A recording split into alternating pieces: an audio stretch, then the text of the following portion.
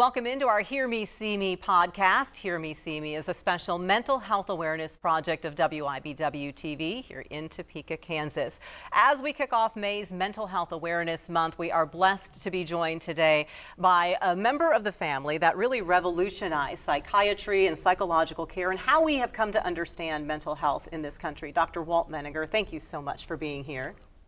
You overestimate what we did, but thank you. Well, I will say that I had just shared with you, I was originally a psychology double major in college before I decided I wanted to get out of school. But in the textbooks was this mention of the Menninger family, and we studied some of the things of Dr. Carl. And then I came here to Topeka and realized, oh, the Menninger Clinic is a real place in a real city in the country, and over the years have come to know you as well. When you think back on your family's history, what was the change? What was the approach to mental health that your family started to take? I've been thinking about that from a number of respects because I've been in the process of putting together a memoir and trying to understand what was different. And when the Menninger Clinic started in the 1920s, you didn't have medications, you didn't have a lot of extra treatment techniques. And the challenge was to try to understand what was the base of the trouble that individuals had that had interfered with their being able to function normally. And could you set up an environment, could you create a therapeutic environment which addressed their psychological personal needs, so that if one, for instance, viewed depression as one's anger turned inward instead of being expressed outward, could you engage that person in such a way to help them be able to better express their anger so they didn't have to do it against themselves?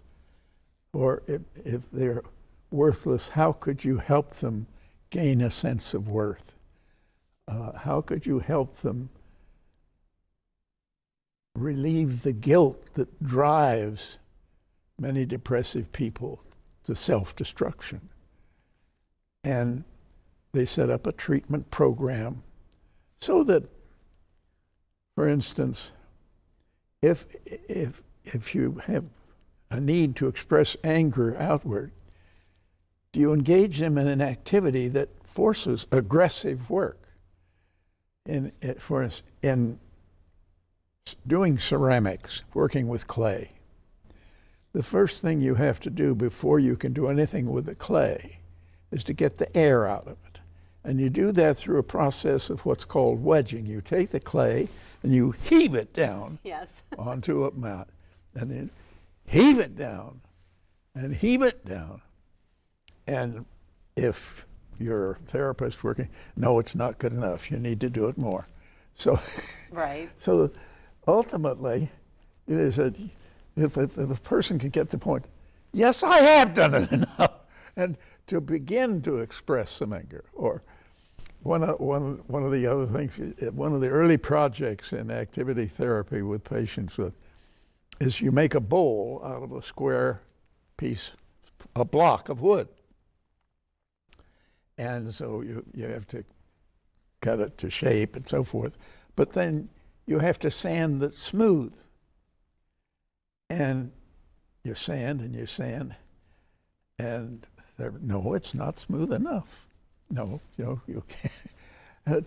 Until the individual can finally accept or be able to express some of that anger they've been turning inward on themselves out and learn appropriate ways while engaging in activity that is, in effect, therapeutic. So setting up a program that in a person's entire daily activity involved activities that had a therapeutic sense in dealing with the symptoms. Usually the basic emotions that get us in trouble are love and hate. And so it's a matter of working out a therapeutic plan. And this was something that my father refined in the early days of the then Menninger Sanitarium. People would come, and the diagnostic process would try to address what were the blocks, what were the symptoms, and then you'd set up a daily schedule of activities that were therapeutic. This is before you had all of the psychotherapy, psychopharmacological adjuvants, drugs that we have today. I feel like what I'm hearing is twofold. One, the approach was starting from the belief that people can be helped. Yes. Which was a little bit of a change in thinking. I think we hear stories of the olden days where, well, they would just go and they would send, Aunt Ethel away, or Mr. So-and-so would be never to be seen again because he went to the home, or, whatever they would call it back then. You were starting from a place and a belief that people can be helped. And then the activities give a person purpose. And they give both address various psychological blocks, impediments, etc., as well as an affirmation process. But I don't know that we fully understand how some of the drugs work. In the sense that there's been a lot of refinement of the study of neurochemical processes in the brain and what transmitters and so forth are influence mood and the like, and that's an area, a field that is gone beyond my comprehension. I don't try and understand it. From the behavior standpoint, though, how did one of the things that you were known for developing, and I didn't realize this until I did a little bit of extra reading about you, sir, the positive curve and the negative curve. Well, how things that impact us positively go one way, how things that impact us negatively go another way. It's almost a bit of a precursor to what today we would perhaps call trauma-informed care. Those positive and negative things. What was it that you surmised? Well, that's a kind of a different area. What I was involved in, what I learned when I was a consultant to the Peace Corps for several years. And when we looked at what the experience of being a Peace Corps volunteer involved, and how the mood changed and their functioning changed over their 2-year cycle.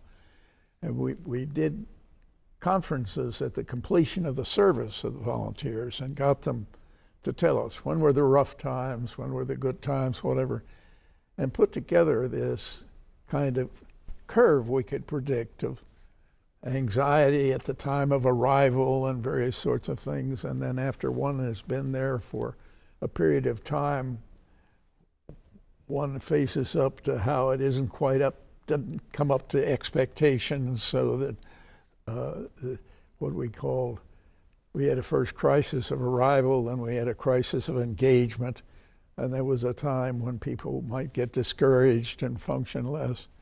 And then when they adapted after that, learned to cope with that, they mastered the situation, and we had the crisis of acceptance. And then, because it was a time-limited experience, there was then an end stage, which we call the crisis of reentry, in which anxiety about what's coming ahead. As I looked at that, I realized that is a process we go through life after every new experience. It is a process that occurs over the time period of the experience. If there is For instance, Peace Corps was a 2-year experience, and so we would see that over 2 years. You look at a school year, and what's school going to be like this year, and then the sort of a down period, and then in the spring a period of activism, and all the campus riots happen in the spring, and then at the end of the year, mixed feelings about ending and what's next, or freshman anxiety, sophomore slump, junior activism. Largely, we're in a college unrest period now. And again, what we found is overwhelmingly the activists were juniors and graduate students who weren't from, and then the senior year of them. That morale curve can take place. We saw it take place in a week-long seminar of people sent to Menninger to participate in an executive training session, and they would come, and on Monday or Sunday night, Monday, why did my boss send me to Menninger instead of some biz school program? And by Tuesday, they're pretty sure it was a big mistake. By Wednesday, they're showing various kinds of resistance. I was giving a lecture in the midweek, and they'd moved all the name tags around, and they'd acted up. And by Thursday night, saying, this is the greatest week I've ever spent. How does recognizing that morale curve exists in all the facets of our life, anytime we're changing, how does recognizing that exists and occurs help either ourselves be able to get through an experience, or help us help others be able to get through an experience? We are always better if we say, this is something that's known. I'm not abnormal. This is a normal process, and it's understandable, and it's time limited. It's not permanent. Whatever stage you're in, and to understand the dynamics. In the Peace Corps, when we asked Peace Corps volunteers what they did when they were in that down period, what we call the crisis of engagement, one of them said, I want AWL to visit another Peace Corps volunteer, learned they were going through the same thing. And there's a reassurance that this is normal. This is something that is a part of a process of adaptation or adjustment that we go through daily. And we're going through many at a time. I mean, and the event doesn't have to be an activity, an event. I mean, the loss of a loved one. I mean, you don't always start in a good mood with a new event. And so if you have experienced a loss of a loved one or a loss of something else, you start down, and then you may come back up before then you begin to really face up to what the change is, and then adjust to it and go forward. What's the danger in consistently being caught in those downs? If we never come fully back up, and all these things are happening, and we get further down the hill, then you need help. I mean, it's hard to ask for help.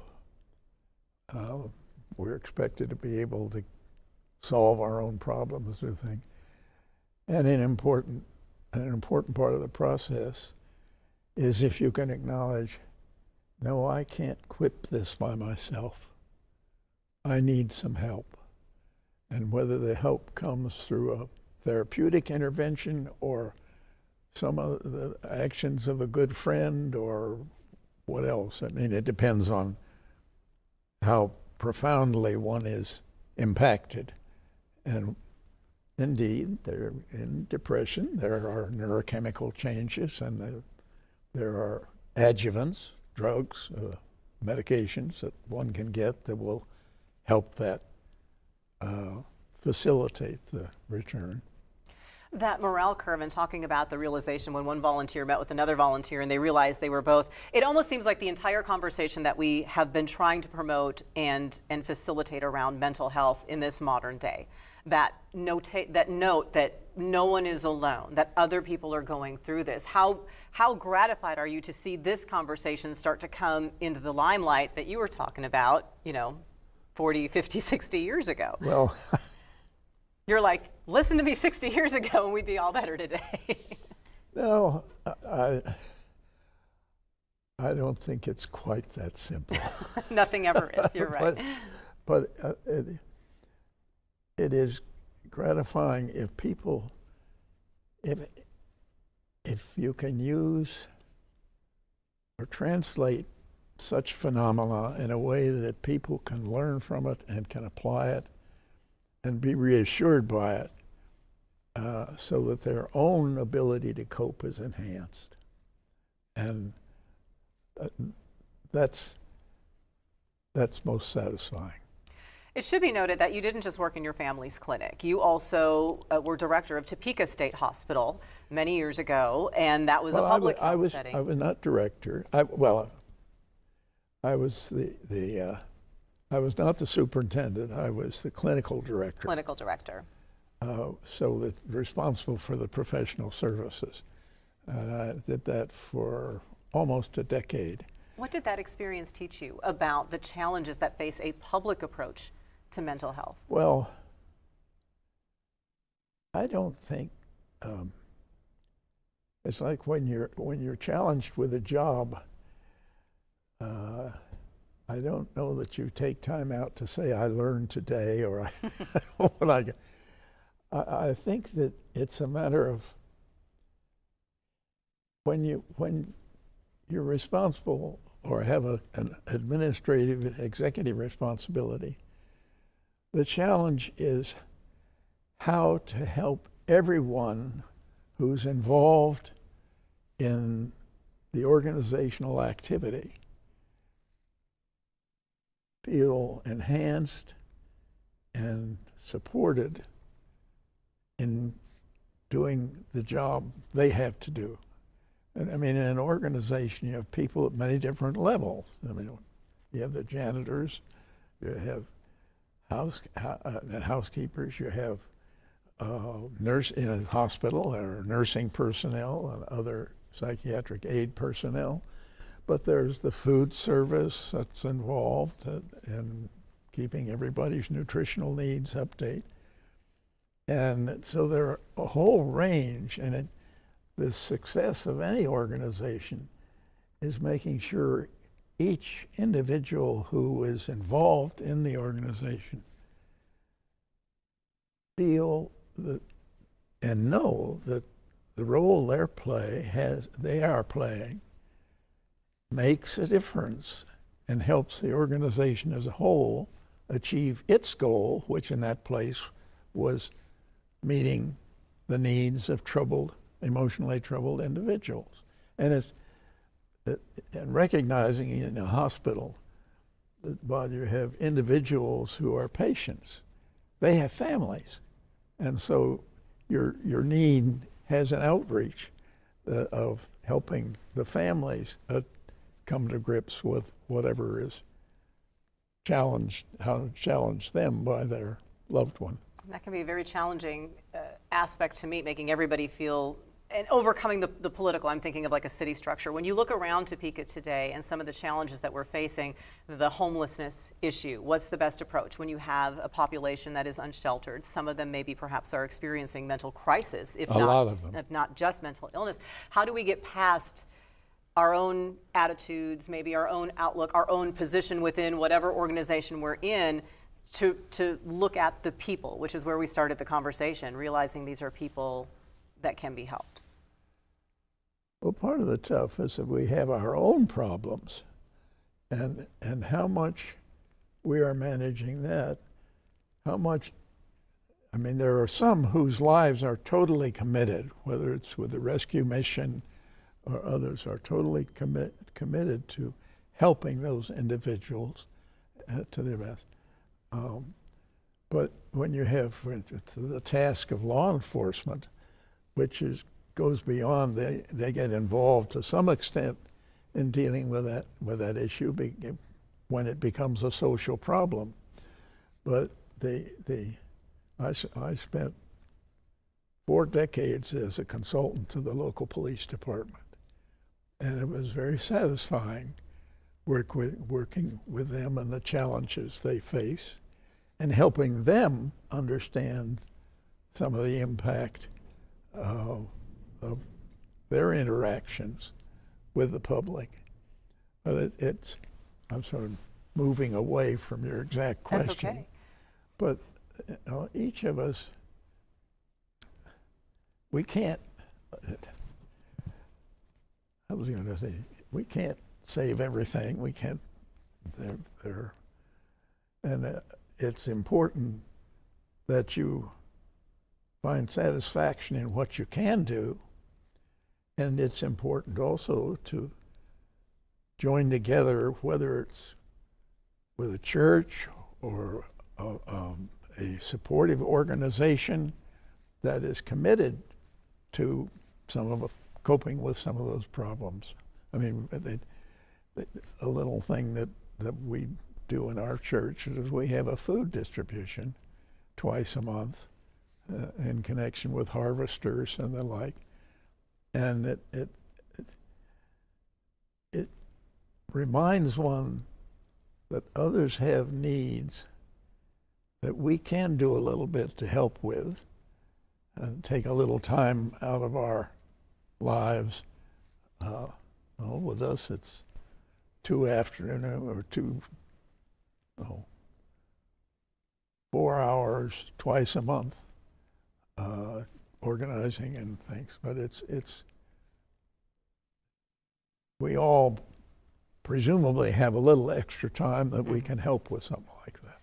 Do you think there is more, or do you think there are more struggles with mental illness or mental health today than there were in the past? Or is it simply that we weren't looking at it through the same lens in the past or talking about it like we were in the past?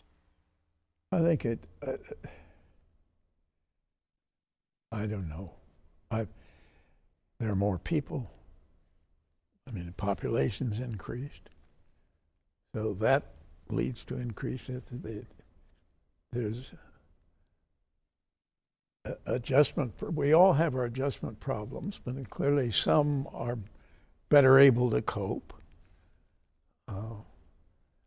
And there always are some misfits. One of the studies that was done when I was involved with that Violence Commission study years ago,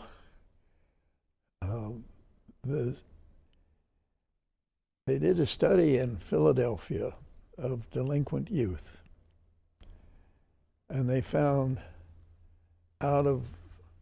they found about 4 to 6% of the delinquent youth committed an overwhelming percentage of the disruptions of the crimes and whatever. 94% of us existing manage to function pretty well. We may have a little upset here and there, but go on. But in terms of disrupting with criminal-like behavior or offensive behavior, our challenge is how do we deal with that 4 to 6% of the population? Most people are good and want to do good, and how do we provide opportunities to enhance that? That's something. There's no question that being able to help others helps oneself. We are enhanced by helping others. You are 92 years old now, is that correct, sir? Yes. It's been interesting to see your renaissance, for lack of a better way to put it. I see you out and about. I see you with young people. I see you involved in music and the arts. And I currently serve on the session, the governing body of my church, First Presbyterian, Topeka. And I was put on the session because the pastor saw how I was connecting with some teenagers. And I'm ostensibly the member of the session officially relating to the youth program.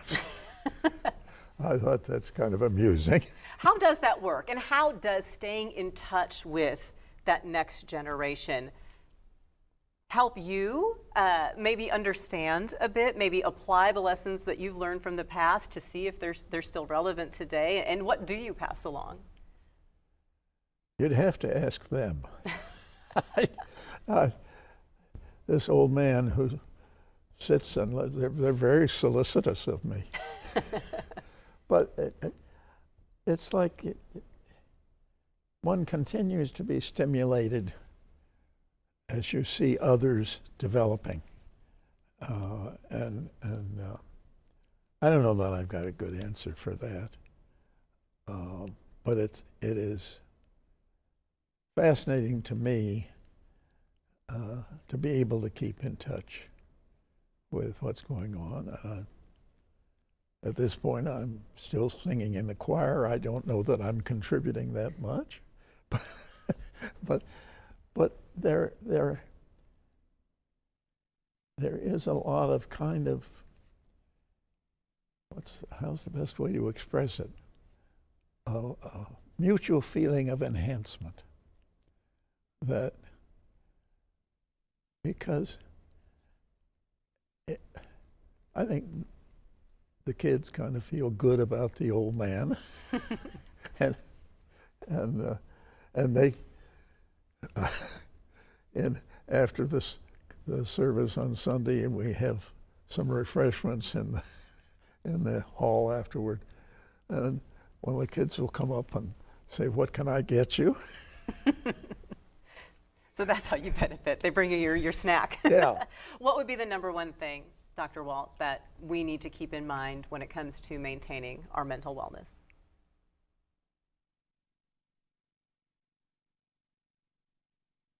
One, it's hard. It's hard to say one thing. I think it's to be reminded that most people want to do good. And how can there be mutual opportunities for us to make each other feel good? And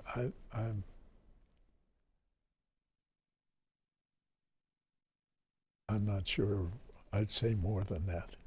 Well, this conversation has made me feel good. I feel like I learned some lessons in history, historical context for mental health, how we talk about things, and really it lays a good groundwork for the future. So Dr. Walt, I appreciate you.